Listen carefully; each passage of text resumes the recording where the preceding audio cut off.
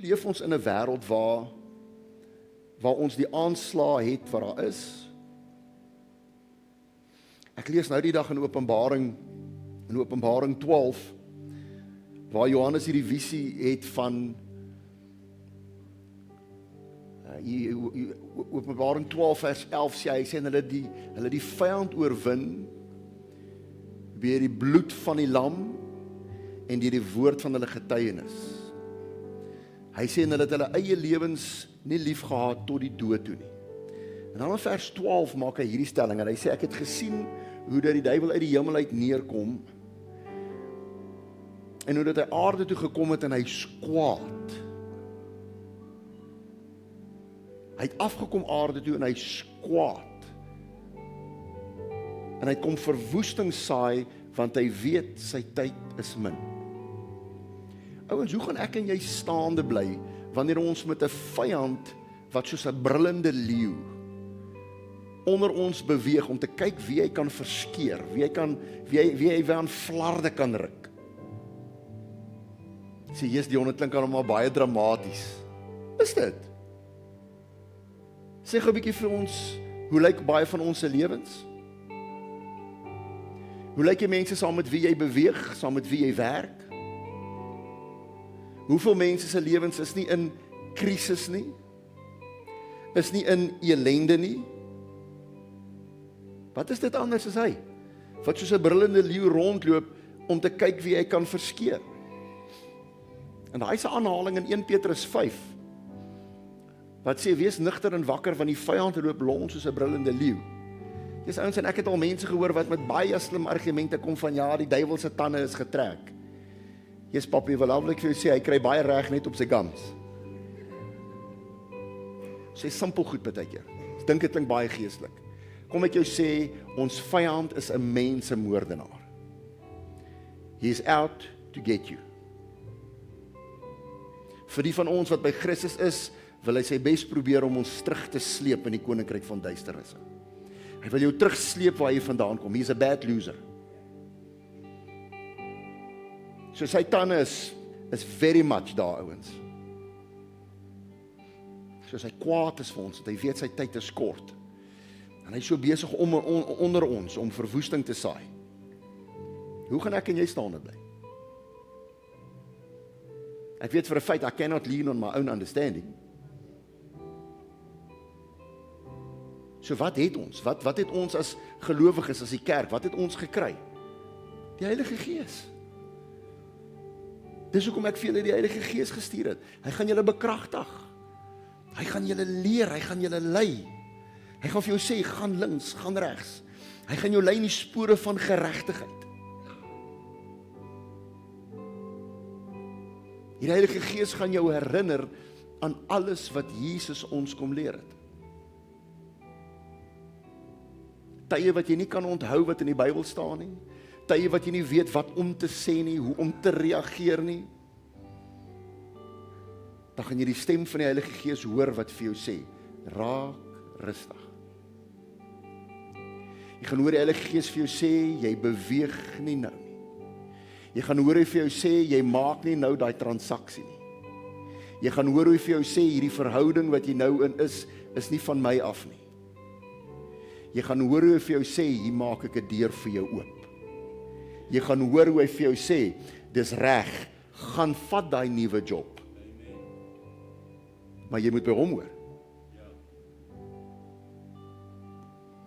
Maar daai kan nie gebeur, daai wat ek nou van gepraat, kan nie gebeur as ek nie in 'n verhouding met hom is nie. As ek nie tyd maak om die geraas in my kop stil te kry nie. Want onthou, dis die vyand se effektiefste wapen met ons as kinders van die Here. Nie die wêreld nie, hulle volg hom blindelings. Ons as kinders van die Here. Die taktiek wat hy met ons het, is om ons koppe so besig te hou. Daar's soveel stemme in ons kop, daar's so geraas. Tussen al daai deure is dit bitter moeilik om die gees van die Here te hoor. Paulus praat hier oor in Romeine 8. Julle kan dalk gesit het vir daai skrifgie op Paulus, skies, Romeine 8:14. Sorry, dis nou nie waaroor ek beplan het om te praat nie, maar ek voel nie die Here vat ons in hierdie rigting. Romeine 8:14 maak hy hierdie stelling, en hy praat met ons as kinders van God, en dan gaan hy nou vir jou sê, wat moet 'n kind van God doen? Hoe moet ons besluite neem? En daar sê hy vir jou, want almal wat deur die Gees van God gelei word, die is kinders van God. Wat is Psalm 23 nou weer? Goeie herder, nee. Dit gaan oor niks anders as ons wat as die skape agter die herder aanloop nie. Nou het die herder vir ons die Heilige Gees gestuur om ons te lei. So as kind van God, ouens, is dit kardinaal. Jy kan nie anders as om deur die Heilige Gees gelei te word nie. Want as hy jou nie lei nie, wie lei jou? As jy nie na sy stem luister as kind van God nie, my boetie en sussie, nou wie se stem luister jy?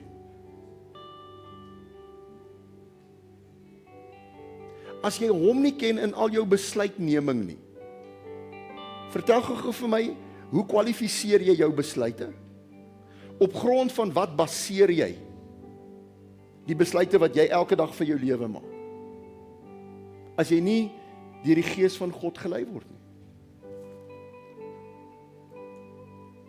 Verstaan jy hoekom soveel van ons so baie berou het? Hoekom ons so baie jammer moet sê? Hoekom jy jouself baie keer so voor die kop slaan en sê, ag, Jesus, ek is stupid. Wie van julle daai al gedoen? Ek dink baie meer hande kan opgaan, maar dis 'n teer oomblik, so ek aanvaar dit.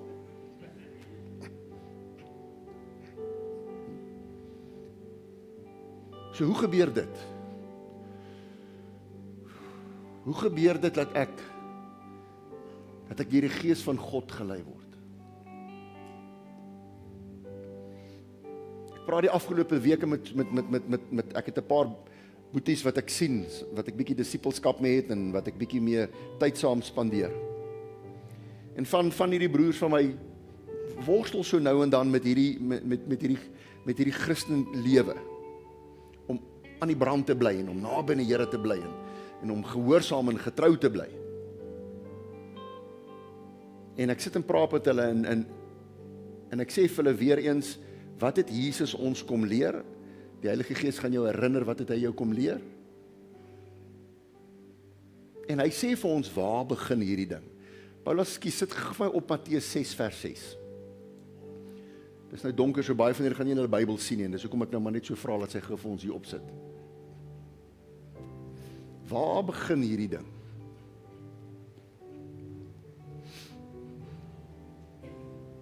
Maar jy, sê so 'n bietjie vir iemand langs jou, jy? Dan sit jou hand op jou bors en sê, dis ek daar? Hy sê, maar jy, wanneer jy bid, gaan in jou binnekamer, sluit jou deur, en bid tot jou hemelse Vader in die verborgen. En hy wat in die verborgen is, en jou Vader wat in die verborgen nie sien, sal jou in die openbaar vergelde. Die Engels het 'n baie mooi woord wat hulle daar gebruik. Hy praat van the secret place. Dit begin waar ek en jy verstaan dat hy so intiem, so een met jou is, dat hy met jou gemeenskap wil hê. God beskryf in die Ou Testament, toe hy begin om die gebooie uit te gee, die 10 gebooie. En hy praat daaroor en hy sê dat jy mag geen ander gesneede beelde voor my hê nie. Kan julle onthou, wat het hy gesê, wat is die rede daarvoor? Want ek is 'n jaloerse God. Sê so 'n bietjie jaloers. Jaloesie is 'n oordrewe vorm van besitlikheid. Dis 'n oordrewe vorm van besitlikheid. Dit is hoe hy oor jou voel. Daai oordrewe vorm van besitlikheid dit word so in die ekstreme uitgebeeld. En ons almal ken sulke stories, waar iemand so jaloers was oor 'n lewensmaat, of oor 'n kerel, of oor 'n meisie, dat wanneer hulle daai persoon verloor, sal hulle moord pleeg. Julle ken sulke stories? Almal van ons het al gelees of gehoor. True life documentaries is vol van hulle. Huisgenoot se waarheid, nê? Al daai goed gaan oor baie gaan oor sulke tipe stories. Nou sê die Here, ek is 'n jaloerse God. Ek sal jou met niks en jou met niemand anders deel nie, want jy is myne. Ek het jou by jou naam geroep. Verstaan jy hoekom God sonde so haat? Verstaan jy hoekom hy jou nie met die wêreld wil deel nie? Verstaan jy in Handelinge toe die kerk, die Heilige Gees op die kerk uitgestort is, hierdie nuwe kerk wat gebore is, ek moes nou vanoggend, wou ek nou met dit aangegaan het, maar kom ons kyk waartoe gaan die Here. Onthou jy een van die eerste goeders wat Petrus vir die mense gesê het, nadat hulle harte vir hom gegee het is, hy het gesê, kom uit onder hierdie bose geslag. Hy gaan jou nie deel met die wêreld nie, ouens. Hy soek jou vir homself. Sê vir iemand langs jou, hy soek jou vir homself. Hy is jaloers op jou. Jy is syne.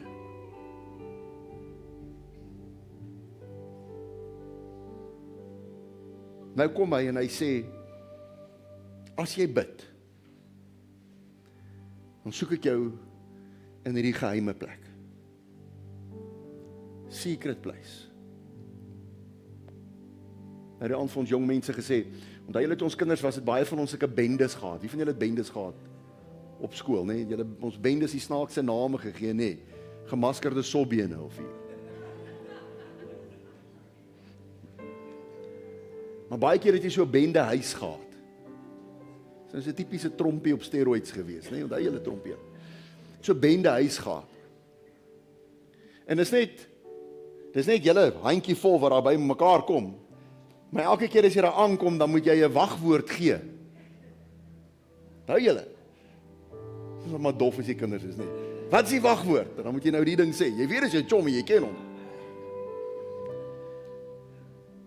Want jy kan nie sommer net inkom nie. Dis nie vir almal nie. Dis nie enige een wat daar verbyloop wat sien, hy dis 'n oulike plek waar ek nee, dis jy moet weet wat is die woord om daar in te kom. Ons wagwoord is kind van God. Ek is 'n seun van God, dis hoekom ek kan inkom. Ek is 'n dogter van God, dis hoekom ek kan inkom. En daai kry jy net as jy tot bekering gekom het. Dis nie enige iemand wat ook net kan sê Abba Vader nie. Dis hulle wat deur die Gees en deur die water gebore is. Nuut gemaak is. Nou nooi hy en hy sê, as jy bid, gaan daar in jou binnekamer en daar waar absoluut niemand sien nie.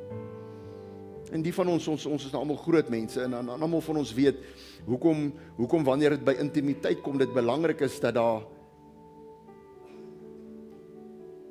hierdie plek is waar jy beskut is, waar niks en niemand kom pla nie. En ek dink, en ek praat uit ondervinding uit, ek dink die probleem met die meeste van ons, hoekom ons nie deur die Heilige Gees gelei kan word nie, is omdat ons nie genoeg in daai geheime plek uitkom nie. Jy sien, want binne in daai geheime plek, moet jy al die ander stemme in jou kop, moet jy stil maak. In daai geheime plek, is jy daar, want I'm here to mean business. Ek kom hier in vir 'n doel, dis om met my hemelse Vader intiem te verkeer.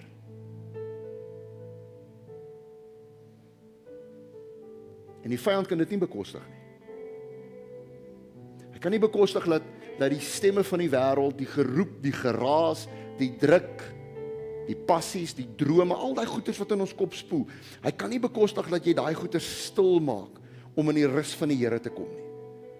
Want hy weet die oomblik wat dit gebeur, gaan jy die stem van jou herder hoor. Can't afford that. Dis 'n game changer. Dis waar hy totaal en al beheer oor jou en in my lewe verloor. Dis waar sy strategieë, sy planne, net wegsmelt. Want onthou, al wat hy kan doen is, hy is die vader van die leuen. Hy kan net vir jou kom lieg. Hy kan net met jou praat, hy kan niks aan jou doen fisies nie. Hy kan jou net hier kom confuse in jou kop. Nou stap jy in daai binnekamer in. En jy maak hy deur toe, sodat niemand anders kan inkom nie, sodat niemand anders kan kom steur nie. En nou is dit net jy, en dis hy.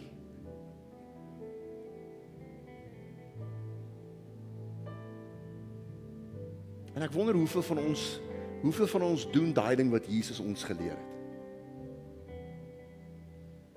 Ons moet volgens eerlik met mekaar moet wees. Ouens, wanneer laas het jy in jou binnekamer ingegaan en dit gaan doen?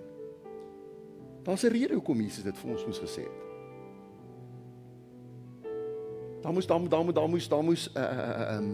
intent.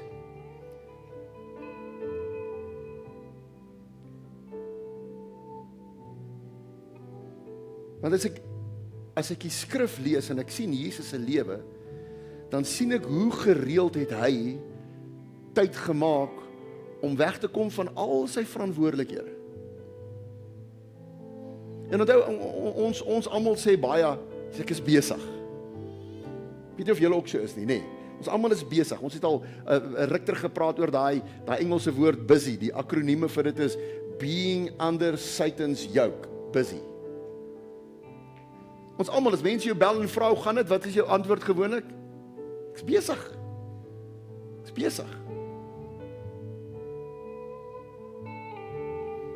As ek wat 'n geestelike werker is, en mense maak staat op my, mense soek my tyd. Ouens, dan moet jy jou voorstel hoe Jesus moes gewees het. Hy het skares van duisende gehad wat agter hom aangeloop het. Die druk om daar te wees vir mense, die druk om elke mens se behoefte te moet aanspreek, om te moet help, om daar te wees. Dit is geweldig. Ek dink ek is besig. As ek die Bybel lees, dan sien ek, hy was besig. Maar selfs hy as die seun van God, het besef hoe belangrik dit is om daai ding te doen. Want dit is in daai intieme oomblik wat ek my krag van hom aftrek. Dis waar hy in my lewe in deponeer. Dis waar hy met my praat. Dis waar ek hoor hoe bevestig hy wie ek is. Wat hy van my dink, hoe hy oor my voel. Dis goed en wel om dit in die Bybel te lees. Maar weet jy hoe awesome is dit wanneer ek dit by hom hoor? Wie van julle onthou love letters? Dat julle toe ons nog briewe geskryf het? Onthou julle? Ons manne wat nog in die weermag was, of as jy 'n meisie gedate het wat ver van jou afgebly het. Jesus, ons het die mooiste briewe geskryf. En as jy 'n brief klaar geskryf het, dan vang jy die perfume en spuit jy daai ding so. Partykeer dan kry jy daai brief terug aan sy return to sender, want jy het so gespuit, die ink het geloop. Maar daai brief, die intensie van daai brief was niks anders as meer as om jou net opgewonde te maak oor die regte ding nie. Ek kan nie wag tot ek jou weer sien nie. Want die oomblik wanneer ek jou sien, die oomblik wanneer ons oë op mekaar is, die oomblik wanneer ons by mekaar is, it's the real thing. Dan is dit nie net meer die opgewondenheid nie, dan is dit die regte, egte ding. Dis wat 'n jaloerse God van jou soek. Hy's nie 'n beheervraat soos wat ons jaloersheid ken nie. Hy smag net om jou by hom te hê. En dis hoekom hy vir ons hierdie Heilige Gees gestuur het. Hy voel so sterk oor dit, dat hy vir jou en vir my 'n beloning gee saam met dit. Hy sê, as jy jou vader in jou binnekamer gaan soek, as jy daar met hom gaan tyd spandeer, hy sê, dit wat jy daar in die geheim doen, hy sê, gaan in die openbaar raak gesien word. Ek gaan jou beloon in die openbaar. Jy gaan daar uitkom en mense gaan sien, jy is anders. Mense gaan sien, jy tree anders op. Hulle gaan hoor, jy praat anders. Hulle gaan sien, jou besluitneming is anders. Hulle gaan sien, jou wiele kom nie af wanneer dieselfde krisisse wat hulle tref, jou tref nie. Wanneer jy in dieselfde omstandighede, dieselfde land, dieselfde woonbuurt, dieselfde plek werk met dieselfde aaklige baas, omdat jy in die binnekamer, in die geheime was, saam met hom, het hy jou daar bekragtig, en jy kom uit, en your fruit will show it. Amen. Daar is 'n gedeelte in Hebreërs, waar Paulus hierdie gedeelte herhaal, Hebreërs 11 vers 6, hy sê die volgende, hy sê, God is 'n beloner, van die wat hom soek. Daai soek het dieselfde betekenis as wanneer jy in jou binnekamer ingaan. Dit spreek van intentionaliteit. In ander woorde, dit sê, jy beplan dit. Dis nie iets wat terloops gebeur, waar jy iewers tyd het nie. Dis vir jou so belangrik, dat jy dit inrig in jou dagse aktiwiteite. Daar's iets wat jou dryf, daar's 'n soeke om te vind, dis soos wanneer jy jou sleutels verlê het. Dis soos wanneer jy nie jou foon kan kry nie. Het jy al gesien hoe frantic raak mense oor daai?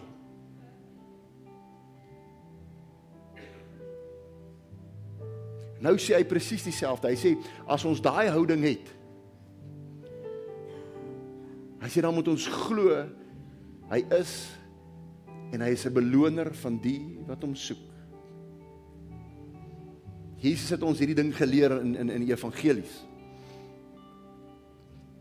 Hy sê, vir hulle wat soek, wat sal met hulle gebeur? Hulle sal vind.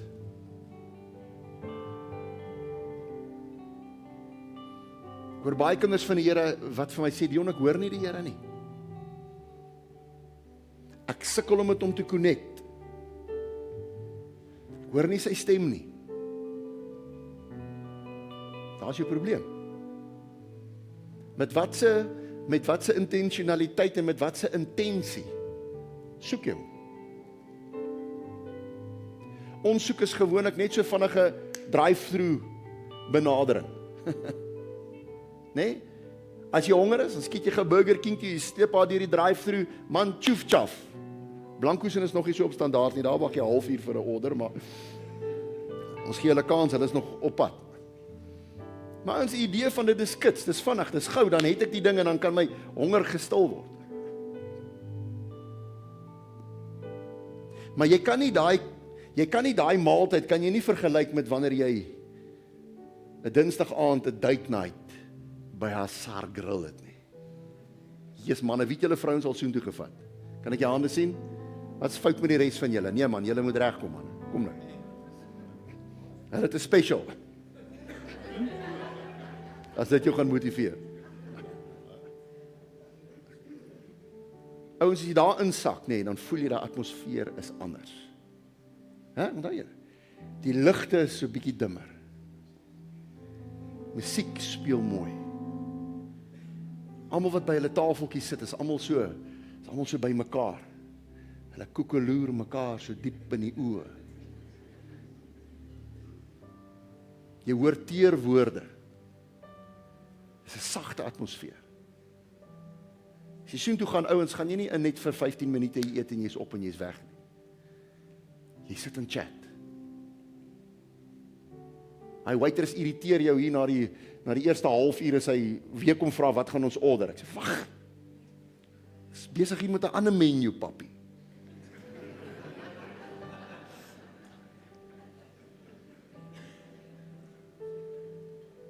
En jy is besig om te connect.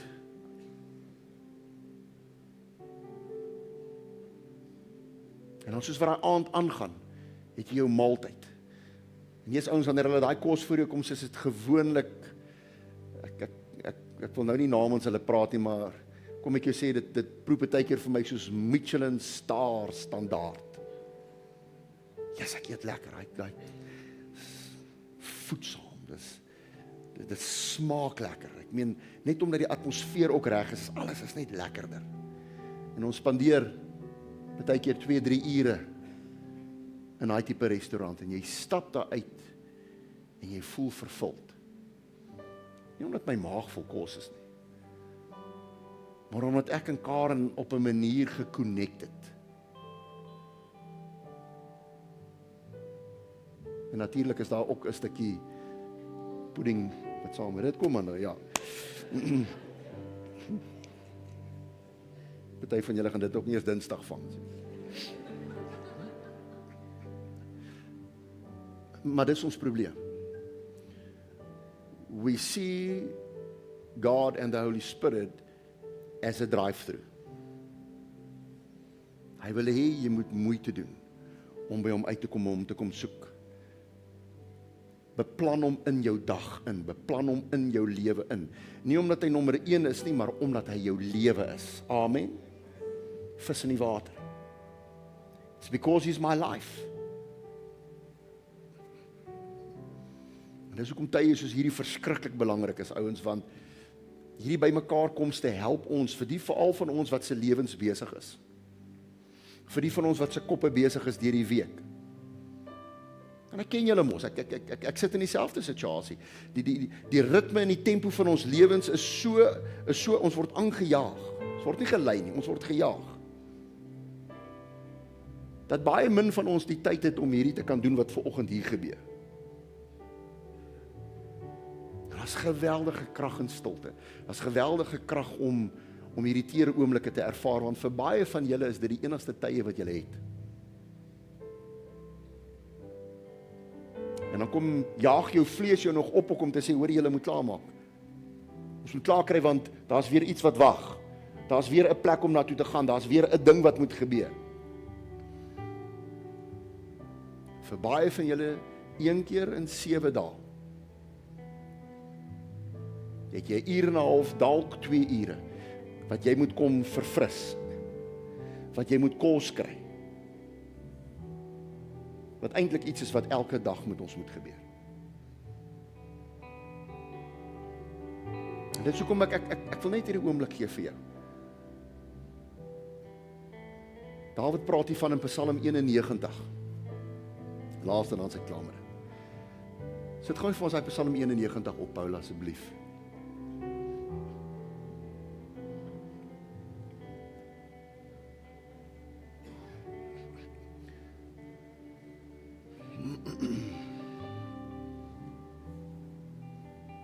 Psalm 91.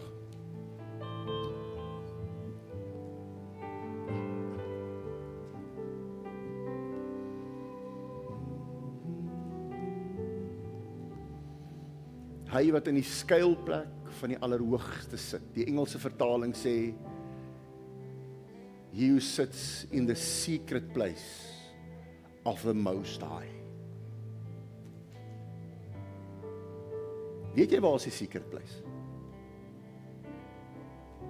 Of is jy nog op soek aan? Is nie almal wat daar ingaan nie, ouens. Is nie almal wat dit ken nie. Is nie almal wat weet waar dit is. Hy wat in die skuilplek van die Allerhoogste sit, sal vernag in die skaduwee van die Almagtige. Gaan gou na die volgende vers toe en kyk wat gebeur. Hy sê, ek sal tot die Here sê, U is my toevlug, my bergvesting, my God op wie ek vertrou. Vers 3. Want hy is dit wat jou sal red uit die net van die voëlvanger, van die verderflike pes. Hy sal jou dek met sy vlerke en onder sy vleuels sal jy skuil. Sy trou is 'n skild en 'n pantser. If you run to the secret place, I will reward you in public. Dis wat met jou sal gebeur. Hy gaan jou beskerm, hy gaan jou beskut, hy gaan jou versterk, hy gaan jou bewaar teen die aanslag, die strikke wat die vyand van jou stel. But you need to get to the secret place. En ek gaan jou so 2-3 minute gee daar waar jy is. En terwyl hulle vir ons in hierdie teer musiek speel, dis wat die Heilige Gees vanoggend wil doen, is baie duidelik. Hy is jaloers, en hy roep 'n party van julle net so 'n bietjie in daai plek in. So ek gaan jou vra as jy kan, los 'n bietjie jou man en jou vrou se hand. Jou kerel, jou geliefde. Ek wil jy moet vir 'n oomblik net so 'n bietjie op hom fokus. Sit vir 'n oomblik daar en vertel vir hom jy, nie deur my as die prediker nie. Vertel vir hom vanoggend so 'n bietjie hoe lief jy hom het. Sê volgens vir hom dankie vir waar hy jou gaan uithaal het. Dankie dat hy jou gered het.